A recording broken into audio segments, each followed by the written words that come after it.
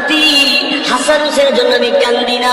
এমনি জিবরাইল ডাকতে বলে, নাতি হাসান হোসেনের জন্য কান্দেন না, তাহলে কার জন্য কান্দেন আপনি?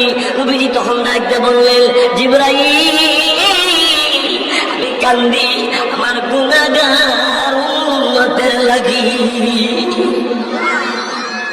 আমি আমার গুনাহগার উম্মতের জন্য কান্দি। আল্লাহ রাব্বুল আলামিন এমনি তখন ডাকতে বললেন, জিবরাইল আমার নবীজির কাছে যাও, আমার নবীকে গিয়ে বলো তার উম্মতি যদি মরণের 1 বছর আগে তওবা করে আমি আল্লাহ পিছনের সব গুনাহ মাফ করে দিব। কদিন আগে 1 বছর আগে যদি তওবা করি তো আল্লাহ তাআলা আমার পিছনের সব গুনাহ। জিবরাইল আইসা আমার নবীর ডাকতে বললেন, ও দিন নবী আপনার উম্মত যদি মরণের 1 বছর আগে তওবা করে আল্লাহ পিছনের সব গুনাহ মাফ করে দিবে। এমন সময় জিবরাইল আমিরুল মুমিনিন ওমর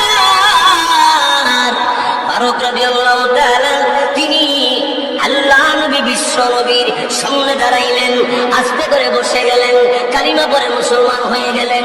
আল্লাহ নবীকে আমিরুল মুমিনিন ওমর ফারুক রাদিয়াল্লাহু তাআলা ডাকতে বললেন, আখিরুল মুমিনিন এতদিন পর্যন্ত বেঈমান ছিলাম, আল্লাহর ইবাদতের বিরোধিতা করেছিলাম, নবীজি গো কালিমা তো পড়ে নিলাম, মুসলমান হয়ে গেলাম। ও আল্লাহ নবী এখন আমার দিকে আপনি তাকায় দেখুন। আল্লাহ নবী তাকালে পরে এমনি ওমরের দিকে তাকায় গেলেন। আল্লাহ নবী তাকাইছে, এমন সময় আমিরুল মুমিনিন তিনি তখন ডাকতে বললেন, আমি আপনার দিকে তাকাইছি, আপনি আমার দিকে যখন তাকাইলেন এবার আপনি আমি কথা হবে, কি কথা বলেন? আল্লাহ নবী তখন ডাকতে বলেন, আমিরুল মুমিনিন আমার মনে বড় ব্যথা, কি ব্যথা আপনি বলেন? আল্লাহ নবী তখন ডাকতে বললেন, জোরে আযান দিতে যায় না, কোরআন তেলাওয়াত করতে যায় না। এমন সময় আমিরুল মুমিনিন ওমর ফারুক রাদিয়াল্লাহু তাআলা ডাকতে বললেন, নবীজি আযান শুধু সমতল জমিনে নয়, উঁচু পাহাড়ে দাঁড়াইয়া আযানের দেওয়ার মুয়াজ্জিন আমি ওমর হয়ে গেছি। ওমর ডাক দেখো, হুজুর আযান সমতল জমিনে না উঁচু পাহাড়ে উঠতে দিব, আমরা আবার আযান শিখাই দিই। আরো জোরে কর। আযান শিখাই দিছে। ওমর ফারুক রাদিয়াল্লাহু তাআলা উঁচু পাহাড়ে উঠে আযান দিতে আরম্ভ করছে। বেঈমান কাফেরেরা এরা দৌড়ে করতে বাইরে কিরি একটু জোরে আযান দে, মুসলমানের কেনারে গর্তে বাইরে উঁচা পাহাড়ে উঠে দেখে ওমর যেমনে বাইরে না তোটা ঘরের ভিতরে যা গিয়া কর যে ঘরাস ঘর উঠা বাইরিস না। সুবহানাল্লাহ জোরে আল্লাহ তাআলা তিনি ডাক দিলেন, নবীজি আমি ওমর কালিমা পড়ে মুসলমান হয়ে গেছি। নবীজি চোখের পানি ছেড়ে কাঁদতে আরম্ভ করছে। আমিরুল মুমিনিন ডাক দিলেন, নবী গো কেন কাঁদেন আপনি? দিনে নবী বললেন, ওমর জোরে আযান দিতে আমাদেরকে দেয় না। রাসূলের মাথার এক সাইডে একটা দাগ। আমিরুল মুমিনিন ডাক দেওয়া, নবীজি এই দাগটা কিসের? দিনে নবী বললেন, আমার এটা আমার চাচা আবু জাহেল লাঠি দিয়ে আঘাত করছে।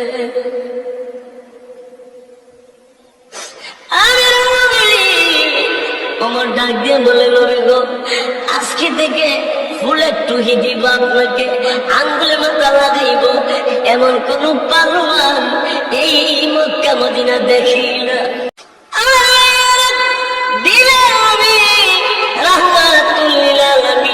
যেদিন পৃথিবী থেকে বিদায় হয়ে যাবে আল্লাহ নবী চোখের পানি ছেড়ে কাঁদে। একবার শুয়ে যা, আরেকবার উঠে বসে, আল্লাহু আকবার। খাতুন জান্নাত ফাতেমা নবীকে জিজ্ঞাসা করে, আব্বা একবার শুয়ে যান আরেকবার উঠে বসেন, ভালো লাগে না? আল্লাহ নবী ডাকলেন, ফাতেমা আমার ভালো লাগে না, শান্তি লাগে না। এমন সময় আমার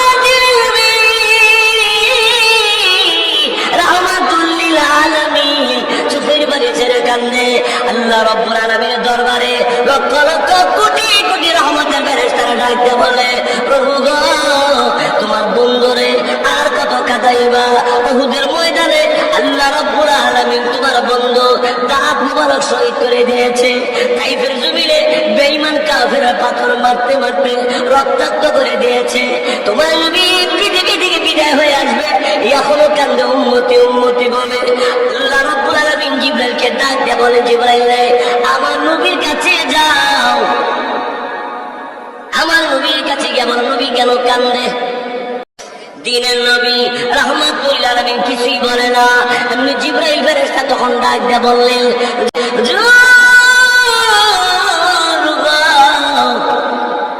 বুঝতে পেরেছি আপনি বোধহয় আপনার মেয়ে ফাতেমার জন্য কান্দেন। নবীজি ডাক দিয়ে বললেন, না, আমি আমার মেয়ে ফাতেমার জন্য আমি কান্দি না। কারণ হলো আমার মেয়ে ফাতেমা সকল মহিলাদের সর্দানি জান্নাতে হবে, এই জন্য আমি কান্দি না। এমনি আবার ডাক দিয়ে বলেন, জিবরাইল, নবীজি গো, আপনি কি আপনার নাতি হাসান হোসেনের জন্য কান্দেন? এমনি জিবরাইলকে দিনে নবী তখন ডাক দিয়ে বললেন, এ জিবরাইল, আমি আমার নাতি হাসান হোসেনের জন্য আমি কান্দি না। এমনি জিবরাইল ডাকতে বলে, নাতি হাসান হোসেনের জন্য কান্দেন না, তাহলে কার জন্য কান্দেন আপনি? নবীজি তখন ডাকতে বললেন, জিবরাইল,